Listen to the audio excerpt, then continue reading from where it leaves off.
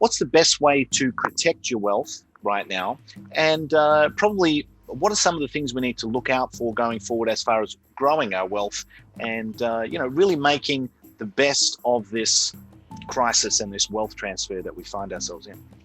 Sure, that's a great question, and I like to start with a real quick story. Go back to 1922, the German Weimar Republic hyperinflation, and that's a well-known story. Everyone knows what happened. We don't need to recite that. But there was an individual at the time, and his name was Hugo Stinnes, and I talk about this at the end of chapter the end of chapter 5 of my book, The New Great Depression.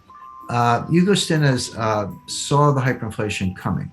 And he went out and before it hit and borrowed all the Reichsmarks he could. That was the currency at the time. And he invested in hard assets. He bought coal, steel, shipping assets, railroads, etc. Then he just waited. And here comes the super hyperinflation. Well, he paid back all the debts. I like to say he paid pennies on the dollar, but it was a millionth of a penny on the dollar. They were sweeping the currency down the sewers. But he went through the exercise of paying back his debt with this worthless currency, and he kept the assets. And he became the richest man in Germany. And I don't speak German, but his nickname was the Inflationskönig, which means the inflation king.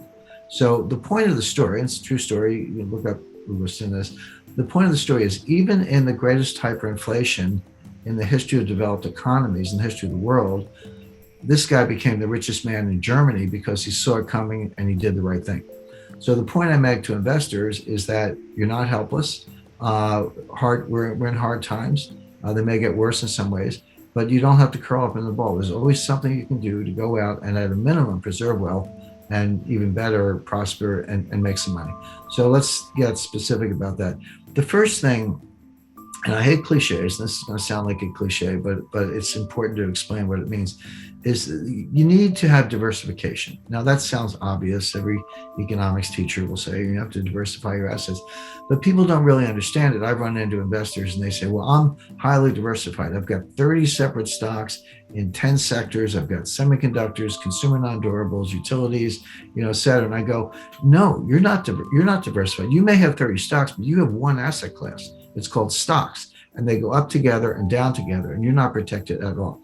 So by all means, have a slice in stocks. That's fine, but I recommend a significant slug of cash. And people go, well, cash has no yield, and why would you have cash, et cetera?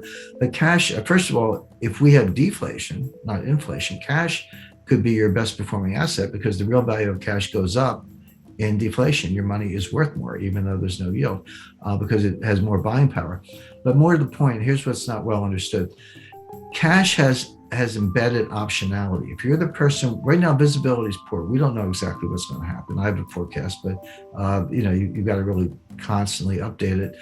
But as visibility improves, and we can see who's going to win the tug of war between deflation and inflation, if you're the person with cash, you can pivot. Maybe you want to buy more gold because here comes inflation, or maybe everything ends well and you want to buy more equities instead. Well, you can do that if you have cash. If you throw all your money in private equity, and you decide that's not such a good bet, good luck getting your money back from Henry Kravis. I mean, he's a great private equity manager, but he's not going to give you your money back early. You're stuck. So it's a good idea to keep some cash in reserve. Beyond that, some alternatives, some room for private equity, room for venture capital. I highly recommend residential real estate in what I call go-to locations. Let me just explain that briefly. Right now, we're seeing it in the United States, but I don't doubt you're seeing it in Victoria and Melbourne and elsewhere. People are getting out of the cities. I mean, cities have always been a trade-off. On the one hand, there's noise and pollution, a certain amount of crime and high taxes and all that. But on the other hand, you have museums and cultures and great restaurants, and there's a lot of buzz, and people find it very attractive.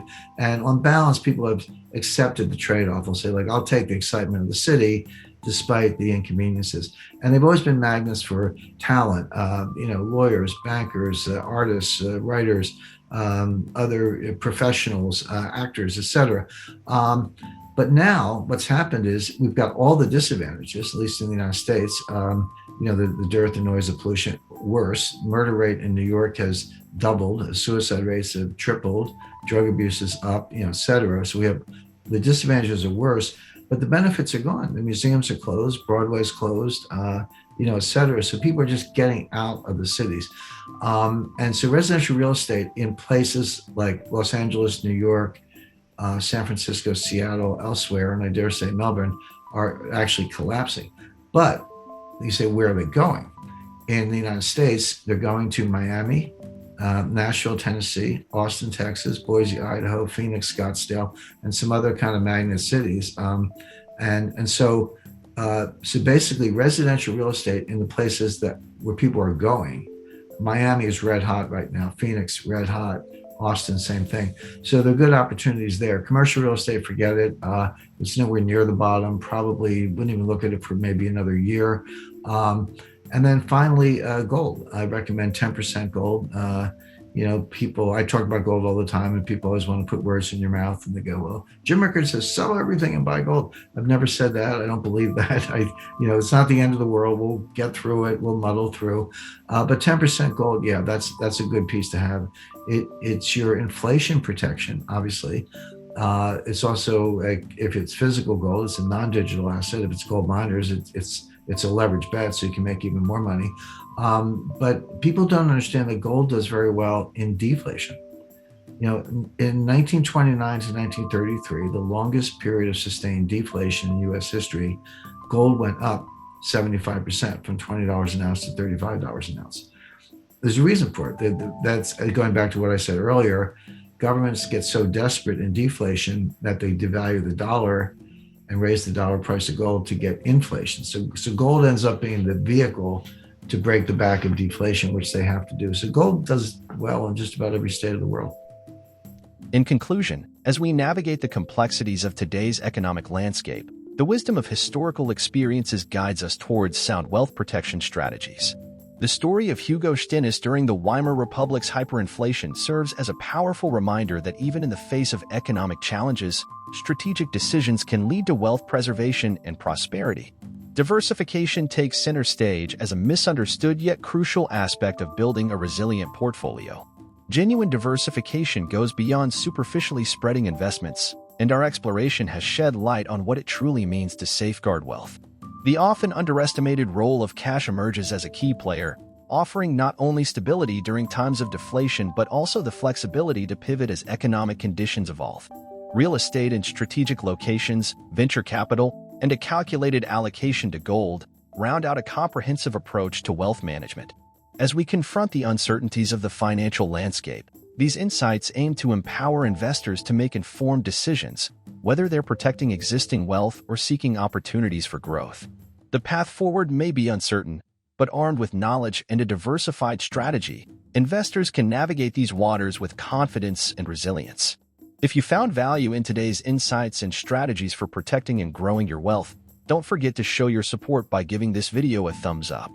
Your likes and comments are not only appreciated but also contribute to spreading valuable financial knowledge.